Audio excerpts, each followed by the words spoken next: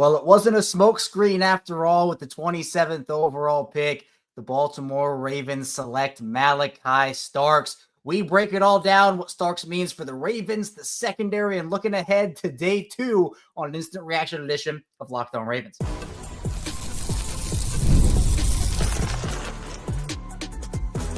You are Locked On Ravens, your daily Baltimore Ravens podcast. Part of the Locked On Podcast Network, your team every day. Welcome into another edition of Locked On Ravens, your daily Baltimore Ravens podcast. I'm your host, Kevin Oestreicher of Ravens Wire. We are here with you on the Locked On Podcast Network, your team every day. Thank you so much for being here. Late night edition of Locked On Ravens, about 12:45 a.m. on Friday, coming to you after the first round of the 2025 NFL Draft. Thank you for making Locked On Ravens a part of your day, and literally your first listen of the day, as we are just 45 minutes after 12 a.m. or 5-day-a-week Baltimore Ravens podcast. So Monday through Friday, we have you covered with Ravens content. Plus, of course, we go live after big moments after the draft. We'll have coverage for you, not just tonight, but we'll have coverage tomorrow night and Saturday in the afternoon after the draft as well. And appreciate everybody, whether you're an everyday or a first-time listener or somewhere in the middle. All the support truly is appreciated. Today's episode of Locked On Ravens is brought to you by LinkedIn. LinkedIn Jobs helps you find qualified candidates you want to talk to faster. Post your job for free at linkedin.com/LockedOnNFL. Terms and conditions apply. Man, I've been running around. Actually, I had a great opportunity to go and run one of the clipping stations over here on the Locked On Podcast Network. So I was hosting, talking to a bunch of different hosts from teams throughout the night. And of course, I got to witness Malachi Starks get drafted by the Baltimore Ravens as well. So that was really fun, really exciting. Again, appreciate everybody who was here late night with us. And hey, you know what? If you're catching the live after the fact, maybe in the morning, in audio form and video form, appreciate everybody who was here as well. Mikey, let's go Ravens. Let's go Ravens. And Joe, it is noted that you are here. Daniel, I'll address your concerns about the pick as we move on in the show. Carla, appreciate you checking in as well. And for everybody else, we're going to dive into Malachi Starks. Now, me personally, if you've been listening to Locked On Ravens, I've been talking about safety being a need for them, safety being a place that Baltimore probably was going to go. Now, there were other options: defensive line, edge, corner, offensive line. Safety was not the only pick Baltimore could have gone, but the Ravens let Malachi Starks just fall to them. And honestly, I'll start off with this.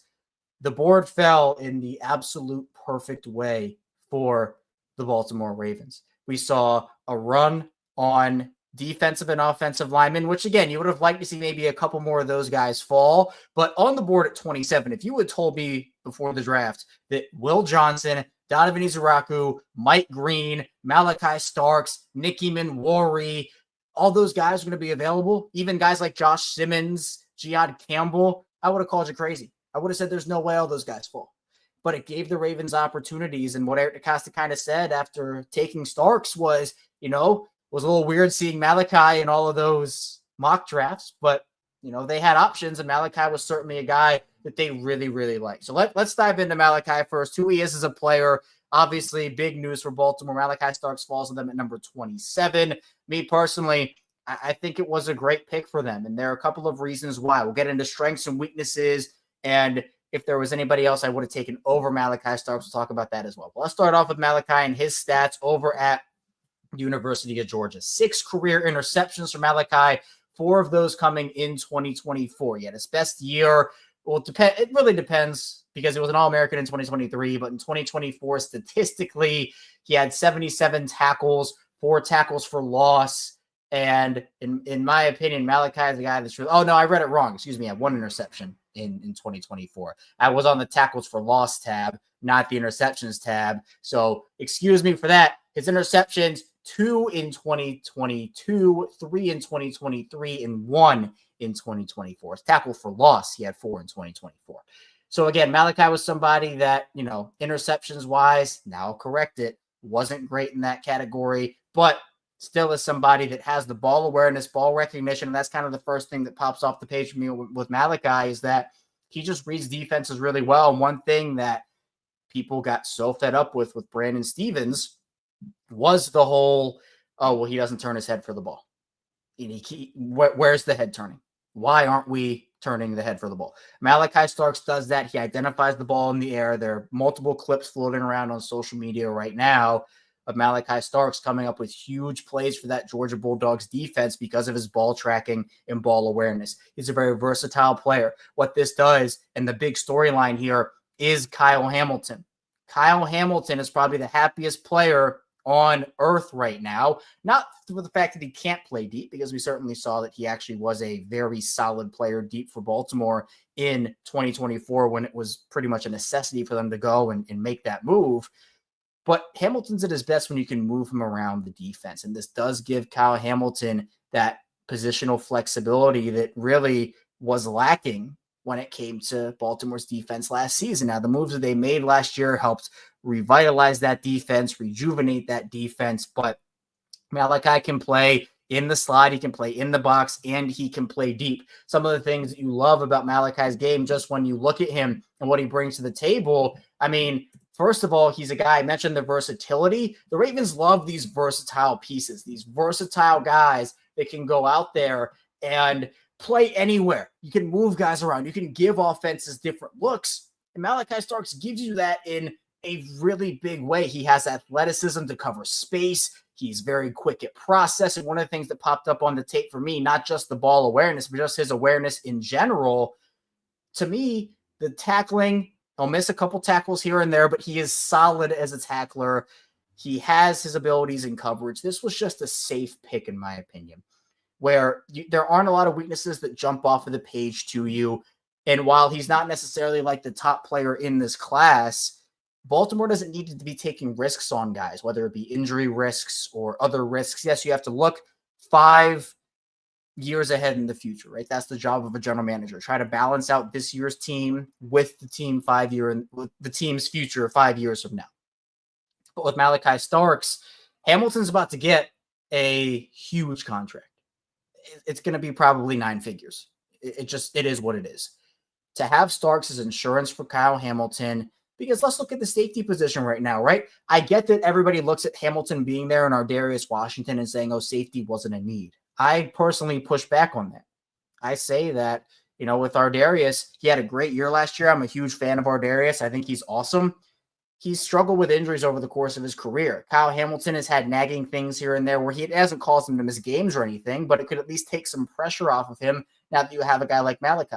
Other than that, it's Bo Braid, it's Sanusi Kane, or those guys that you want to be your next line of defense. Now, for those saying, hey, defensive line in the first round, edge in the first round, I understand. The trenches are still a really important part of what Baltimore wants to build and are going to build. But I see here this comment, this encapsulates it all from me.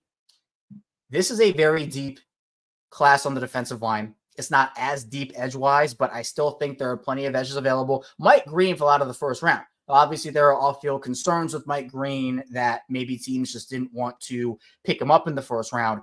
But the board, again, it fell favorably for Baltimore. And here's the other thing, too. Shedeur Sanders is still on the board. Jalen Monroe still on the board. Tyler Shuck still on the board. That's 3 quarterbacks that are going to go in the second round, in my opinion. It's going to push other guys down. Maybe a Quishon Junkins goes. Other running backs. Maybe a couple of tight ends go. Maybe, look, also safeties. They don't need Nick Ibn anymore. He's going to go. It's going to push other guys down, and Baltimore still has 10 picks. It is not out of the equation that they might want to package a pick or two and move up in the second round to get a guy. We're going to talk about that in the final part of the show a little more in depth and in detail, so be sure to stay tuned for that. But again, it was rumored and it came out, multiple people reporting that Tyler Booker was a big favorite of Baltimore. He goes at 12.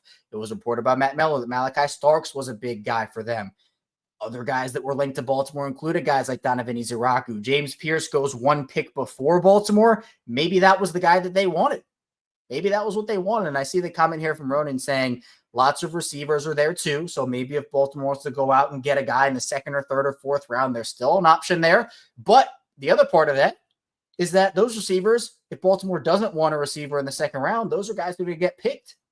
Luther Burden, etc. Those are guys who are going to push, and Ronan says it here, the edge rushers, the offensive linemen, the defensive linemen, the corners. those positions, quarterback, running back, tight end, wide receiver, safety, even inside linebacker, those guys are going to push other guys down. So the Ravens had the opportunity to go and take a guy like Malachi Starks, who I thought was going to be gone by the time Minnesota picked. Minnesota went Donovan Jackson, which I think was a great pick for them. But once he fell past Minnesota, I felt pretty evident, barring a surprise trade up, that Baltimore was going to have him at least as an option to pick. So I think that the board here, again, I don't want to fully judge. Look, we're going to judge the pick based off. I think personally, it's a solid pick for the Ravens. I think that Nicky Manwari is the guy with higher upside, but Malachi Starks is the one that's safer, and he can contribute for you right away. Not that Nicky Manwari cannot, but Malachi Starks, again, there are very little weaknesses in Malachi Starks' game, and he excels at doing a lot of things. I know that some people are a little concerned about the size and, what that might look like. You have Kyle Hamilton. You don't need size at safety. I go back to this comparison a lot, and it's honestly multiple comparisons. When Marcus Williams was good for the Ravens, that's exactly what they needed, that ball-hawking safety who can play in single high, play the deep part of the field. Malachi Starks gives you that. The Ravens defense was really good when Marcus Williams was back there for the most part. They needed that presence. When Earl Thomas, and again, Earl Thomas was a disaster off the field, but on the field, he was really, really good. The Ravens needed a guy like that. And the Ravens defense benefited. That 2019 season, Earl was thrown out, like a total of 19 times over the course of the season? Like 19? Something crazy like that. No one wanted to throw at Earl. Ed Reed, for years in Baltimore, was that guy that could play the deep part of the field. Teams avoided him. Bill Belichick avoided him like nothing else because of the respect. Malachi Starks, and again, kind of the response that pick has gotten, that the Malachi Starks pick has gotten throughout the league, it's, of course, this is a classic Ravens pick, 10-year starter, solid player.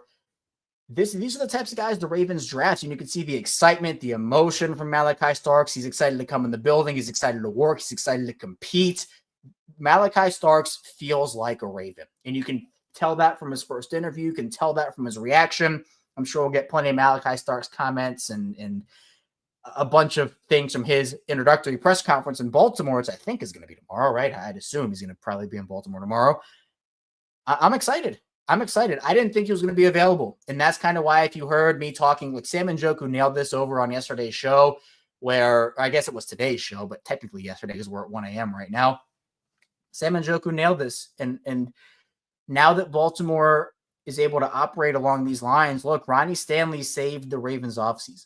What I mean by that is the ability for them to have Ronnie and have this positional freedom will push guys down the board. And you can already tell here, and I see this here from Flacco, people don't want to throw at Hamilton is going to benefit Starks, Wiggins, etc. That secondary, I put the graphic up on social media. You can follow me over on Twitter and Instagram at Calshika34, little shameless plug. The Ravens secondary, just running it down, includes Marlon Humphrey, Kyle Hamilton, Nate Wiggins, Malachi Starks, Darius Washington, Chidobe Awuzie, TJ Tampa, and others. This is one of the best secondaries in the NFL. They certainly didn't play like it over the first half of the season, but they also didn't have Malachi Starks in there. And Brandon Stevens, with his regression, I think Awuzie is an upgrade over Brandon Stevens. I think Malachi Starks comes in and is a massive upgrade over what Marcus Williams and Eddie Jackson gave them last year. And you still have 10 picks to make this thing work. That, to me, is the most important part. Because if there wasn't a plan here, they just took Malachi Starks and there were no edge rushers left, or there were no D linemen left, or there were no O linemen left, we would be having a different conversation right now. But there is a plan to this all. Eric DeCosta in this Ravens organization has proven time and time again that there is always a method behind the madness. And for Malachi Starks, all the things he brings to the table, I think it is a great pick for them. But it will turn into an even greater one if they can continue to capitalize on how the sport is falling, which, I mean, in my opinion, is what the Ravens need. So coming up with the second part of the show, we're going to be diving in to why the pick makes sense for Baltimore, why maybe other picks would have made more sense, but the Starks pick still was the way they went, and so much more coming up on this instant reaction edition of Locked on Ravens. First, this show is brought to you by LinkedIn. As a small business owner, your work doesn't end when the clock hits 5. Your business is always on your mind, which means when it's time to hire, you need a partner that works just as hard as you do. That's where LinkedIn Jobs comes in. When you clock out, LinkedIn clocks in. LinkedIn makes it easy to post your job for free, share it with your network, and get qualified candidates all in one place. You can post your job. LinkedIn's new feature can help you write job descriptions and quickly get your job in front of the right people with deep candidate insights. And here's a pro tip. Add the hashtag hiring frame to your profile picture to double your reach to qualified candidates. No wonder 72% of small businesses say LinkedIn helps them find high-quality hires. Post your job for free at LinkedIn.com/LockedOnNFL. That's LinkedIn.com/LockedOnNFL to post your job for free. Terms and conditions apply. Back on Locked On Ravens, Kevin Oestreicher instantly reacting with you to the Malachi Starks selection at number 27. Baltimore gets their guy. They get their guy. It was leaked and reported that Malachi Starks was the dream pick of the Baltimore Ravens, and he falls right into their lap. Now, there are some concerns about Malachi Starks. All right, I've seen the comments. Daniel, I'm going to throw your comment back up here quickly so that we can talk about it. This is a day 2 player, not a high one outside of the dart reach. This is the worst pick of the first round and doesn't help solve our pass rush problem, the real way to defend the pass. Then I understand if you're not as high on Malachi Starks as other people, but as far as going like worst pick of the draft outside of dart, I'm really not in agreement on that. The reason for me is I understand the pass rush issue, the trenches issue. The Ravens should take one of a defensive lineman, an edge, or an offensive lineman in the second round. Ideally, it'd be a defensive lineman or an edge guy. I just think with the way the board fell, this was the pick because with Malachi Starks, he was certainly not going to get to you at, what is it? They have 59, right? I think that's a second rounder. He's not going to get to you if you're picking the second round. Neither was Nicky Manwari. And then after that, in Xavier Watts, there is a sharp fall off in safeties. Now, if they had taken, let's say, Mike Green and they were comfortable with the off-field stuff and all that, whatever, let's just say Mike Green, use him as an example. If Mike Green were the pick at 27 and then Xavier Watts fell to them at 59, that would have been a dream. I don't think that Malachi Starks, look, I think this was a great pick for Baltimore. I still would have taken Will Johnson even with the knee injury, even with the injury. That's a risk, but that still is a pick they could have done. Mike Green, and again, the allegations on Mike Green, this, that, and the other, that is a concern that maybe Baltimore just doesn't want to touch. Maybe that's the thing, and maybe Mike Green is off of their board because of those. I think Mike Green, the tape is insane on Mike Green. But again, we don't know if Baltimore had him on their board. If Mike Green had no off-field stuff, he would have been a top 15 pick, but clearly kind of slid out of that first round. But Malachi Starks was probably the safest high-level player they could have taken in this spot that you can count on for immediate production. And what did the Ravens do in 2024? They lost in the divisional round to the Bills, but they didn't lose a lot this offseason. It's about adding on to your core. And you look at the way the board fell, I feel more confident because I personally do not think that Malachi Starks, Nicky Manwari, or Xavier Watts would have been there at 59 for Baltimore. I think there is more of a chance that a Landon Jackson falls to you in the second round. Maybe there's something with Donovan Izuraku that teams are shying away from where he can fall a little bit. I just think that there are more options at edge than there are at safety. And so I would rather have you take, if you're the Ravens, the high-quality safe safety, and then in the second round of 59, be able to take an edge guy, and there's less of a drop-off in the second-round talent at safety or at edge than there is with safety. So, look, I understand. I get it. But it feels like to me, Baltimore, there's still so much work to be done. Protecting your quarterback, I see the comments. I see it. It's important. Day 2 should look like this for the Ravens. Trenches and nothing else. Because this is what they have done. This is the method of the madness. If they had taken an edge defensive lineman or a offensive lineman in the first round, you could have said, okay, safety in the second, corner in the second, build out the secondary, whatever. You have to figure out, because here's the situation with the edge position. If you've been listening to me on Locked On Ravens, you know this is my stance on it. The edge position for Baltimore does not have a lot. And I see the comment here, we paying Owe 20 M's for mediocre production. I wouldn't go that high for Odafe Owe, in my opinion, at least not now. Now, if Owe wants that money, and he has maybe like another 8-sack season-ish, 9-sack season-ish, I'm not paying 20 mils for Owe. Now, if he has a 13 sack season and continues to build, then yeah, maybe we can have that conversation. But right now, Baltimore has 4 guys you can trust combined with edge and D linemen. That is obviously Nnamdi Madubuike, Travis Jones, Odafe Owe, and Kyle Van Noy. You do need more there, and I 100% agree. Offensive line, defensive line, edge. Those are the 3 positions that I want Baltimore to take. If the only exception to this, the only exception is Will Johnson falling. That's it. That's it. And no, I'm not trying to say that 10 sacks is mediocre production. I'm not trying to have it come across that way. If I said that in my sentence, I'm sorry, I didn't mean it that way. What I meant was Owe has been an inconsistent player where, look, his season end stats look awesome, right? 10 sacks is great. It's an improvement. He's improved nearly every single season, and I hope that trend continues. But we've also seen Owe disappear for 4 games and then come back like at Pittsburgh with a 3-sack game. The number one thing I want to see with Owe is more consistent production. I'm not asking for 20 sacks for Odafe Owe. I'm not. I think an 8-sack season will be successful. A 9-sack season will be successful for Odafe Owe. And I think he's improved and become a really solid player. But here's how I like to look at it. Oh, okay. I understand. Actually, I appreciate you clarifying.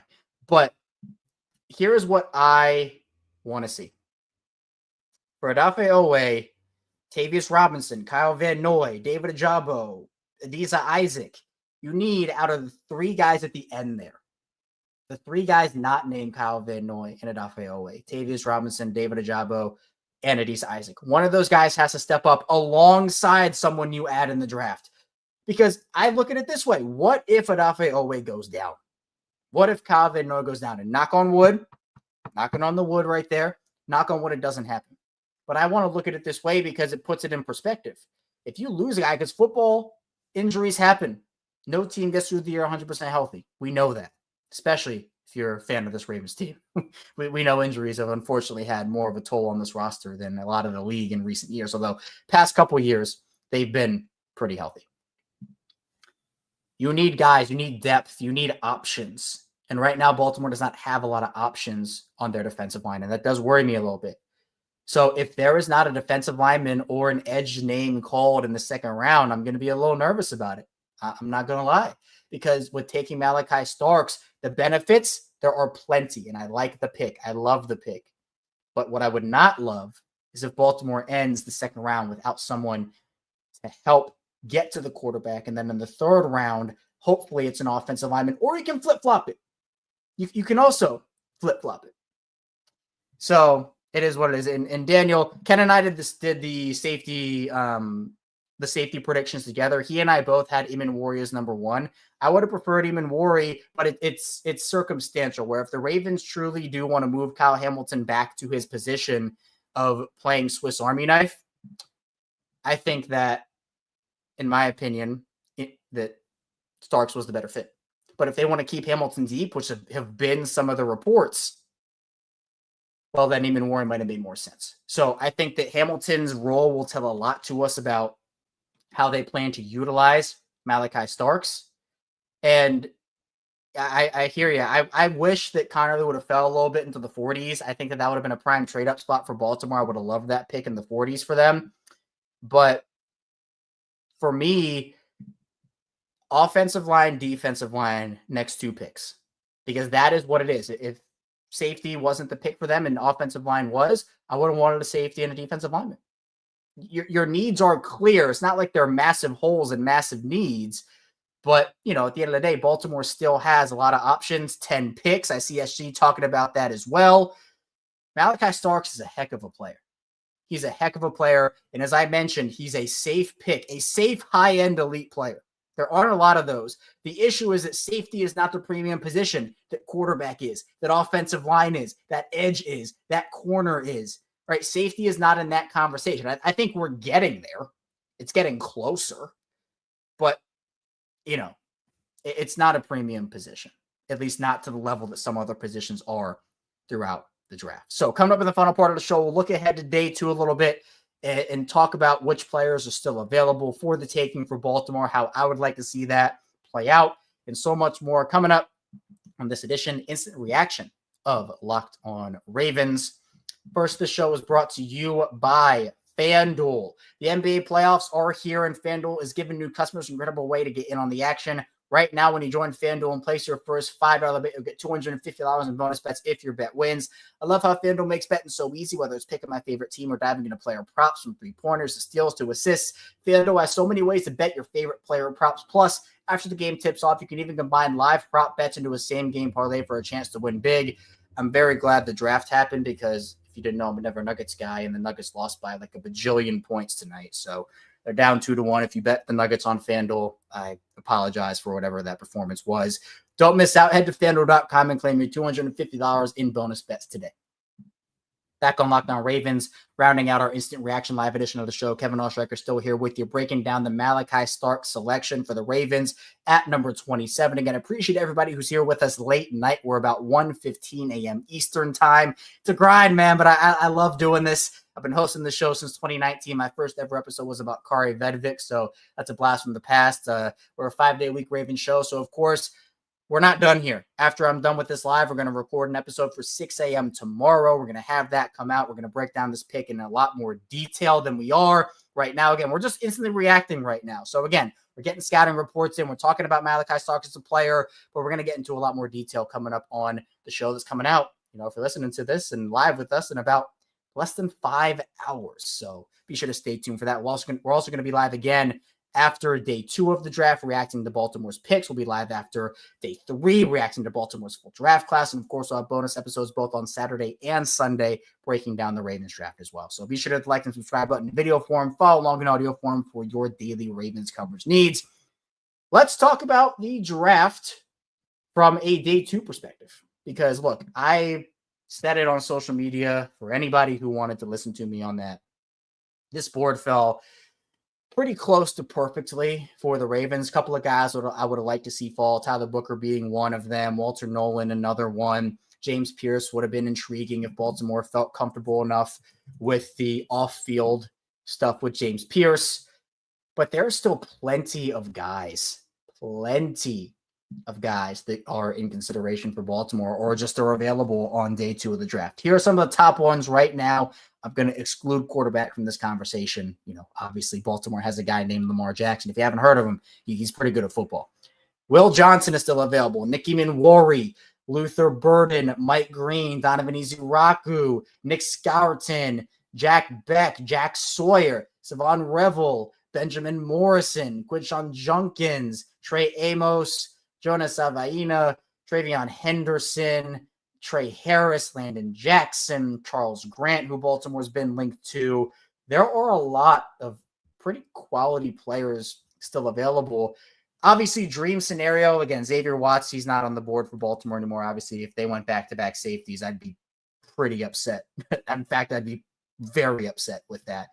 Here are guys I'm looking at in Baltimore's range that I feel like, again, because is Will Johnson going to fall to 50, whatever, 59, unless the injury is really bad? No. Mike Green, I'd assume, probably does not fall either. Izuraku, I'd love it, but I'm probably not going to say he falls. Here are the guys I'm looking at. I think Jack Sawyer could be really nice on this defensive line for Baltimore. And, you know, he's a guy that has a super powerful frame. He's like 6'5", 260. So, look, the college football playoffs, he was insane. 4.5 sacks, 6 pass breakups, had the major play against Texas to send them to the championship game. So he's a beast. He's an absolute beast. I think that Jonas Avainaya out of Arizona, a guard, he could be an option for Baltimore at 59. If you're looking at other guys in the trenches, Landon Jackson out of Arkansas certainly does make a lot of sense for them. 6'6", 264, so you can swing on the athletic upside there. He's still growing into his frame, and the issue with him is more so durability, so I certainly could see him be on the board. I mentioned the Ravens have been linked to Charles Grant. I'm not sure. I mean, again, if options are off the board, maybe Baltimore does take him in the second round. I'd more so like him in the third if he's available. I'm more looking at others on the offensive line that could make a little more sense there. Like Marcus Mbow out of Purdue, 6'7", 313. He is massive, and he has mobility that really fits Baltimore's scheme in like a zone blocking area. But he is actually regarded as a little bit of a tweener, and it feels like he is better suited for inside as opposed to outside. That's where people kind of have him projected right now. Jordan Birch out of Oregon. I've seen him taken in the second round. I'd probably prefer him more in the third, but he's 6'5", 279. He can rotate between defensive tackle and defensive end on the edge. So if the Ravens like that versatility, Wyatt Milum is another guy who is projected to be a long-time starter. I could certainly see him being the pick for Baltimore at 59. Tate Ratledge out of Georgia is another one. And, you know, I know Shamar Stewart was taken, but Shamar Turner is another option for them as well. There are a lot of guys. Like, again, I think this fell pretty well for them because, again, this is how deep of a defensive line class it is for Baltimore. So I'm curious if you're live for us or with us here on Locked On Ravens, put in the chat which player you prefer to see Baltimore take on day 2. And if you're not live with us, either in the comments on YouTube or listening to us in audio form, be sure to either put it in the comments or message me on social media, your thoughts. I'm very curious, and I love to hear everybody's answers. I think to me, my dream would be a Will Johnson, right? That's the only exception like if there was one guy that I would make the exception of not taking a guy in the trenches for, it is Will Johnson. But, you know, it's not realistic. Plus, you know, I'm kind of worried on them taking a secondary member right now. I see Milum here is someone from Chaos that he likes. Scourton and Swinson here from Maximilian. I like that. Jonah is another one. Yep. Tate Ratledge for sure. I'm very high on Tate Ratledge. I know that it's very mixed on Tate Ratledge in my opinion, but here's how Baltimore's roster kind of shapes up right now. I personally am not super confident in Daniel Falele and Andrew Voorhees. I think, look, the way that Falele played, he had great moments last year. His bad moments were very loud. Very, very loud. I think by the time that the season was all said and done, and I guess he performed better than I thought, but, you know, he actively lost Baltimore like 2 games last season. And, I mean, it feels like they trust him. I don't feel as confident personally, but I feel like you need to address that. I do. And if Baltimore goes into the year with Falele and Voorhees as your starters, I'd be pretty disappointed personally. You know, I feel like they do need to upgrade there, particularly from Falele. That's not to say Falele can't continue to grow, but I just don't have the confidence right now. No, I truly don't. But this is a good point here from Maximilian. If Johnson fell that far, it probably is because of the injury. For those that don't know about Will Johnson, he is a top 10 player in this class. It's not even close. But the injury must be pretty horrible for him to be falling the way that he did. So Baltimore has options, and I'm really excited that they do. I see others talking about Benjamin Morrison. I like that pick, although I know the injuries there can be a little difficult with him. Irsary is a really solid option too, running. I like that. That could be a second-round pick. Baltimore goes after Ingram Dawkins. This defensive line class, like, honestly, I would probably go edge over D-line, and I feel super confident taking a D lineman in the 4th round. If you're able to get edge in the 2nd, offensive line in the 3rd, D-line in the 4th, or maybe you flip it, and it's offensive line in the 2nd, edge in the 3rd. I'd be confident in that because there are day 3 picks that are going to happen that could be first-round guys in other classes.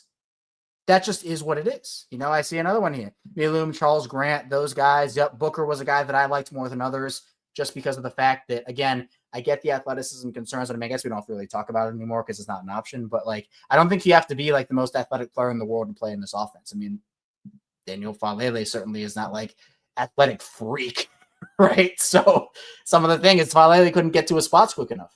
And so if the Ravens are okay with that, they certainly probably would have been okay with Booker. Extra Butter asking why edge over defensive line. My thought process here is that now that you have Malachi Starks on the board, I just think there are more players. There's more depth on that defensive line class than there is at the edge position. So once you get past the Ursaries and the Izarakus, the Greens, those 2nd to 3rd round guys, there's a much bigger drop off, in my opinion, than there is on the defensive line. Where on the defensive line, you can still go with a guy like Darius Alexander, Jordan Phillips, Ty Alexander. There are a lot more. I think there will be a lot more high-quality defensive linemen available on day 3 than there will be edge rushers. So I think secure one of the top guys now as opposed to waiting and maybe have all those guys falling off the board for you. So we'll see how it unfolds. But I think the Baltimore, again, Malachi Starks, I'll reveal my grade on tomorrow's show, so be sure to stay tuned for that. But I think it's a great pick. Versatile player, can get after it. He's ready to learn and super excited. Highly competitive player and not a lot of weaknesses for Malachi Starks. But that's all I have for you here on this instant reaction live edition of Locked On Ravens. Appreciate everybody for tuning in live. We'll be back here tomorrow live, probably another late night stream. So be sure to stay tuned for it. We'll of course have our bonus episode coming out tomorrow. Bonus. It's the regular scheduled programming, 6 a.m. tomorrow. We have bonus episodes over the weekend on Saturday and Sunday coming your way. So on the way out, hit the like and subscribe button in video form. Follow along in audio form for 5 days a week, plus more daily Ravens covers. Tell a friend, tell a family member, and I'll see you right back here soon on Locked On Ravens.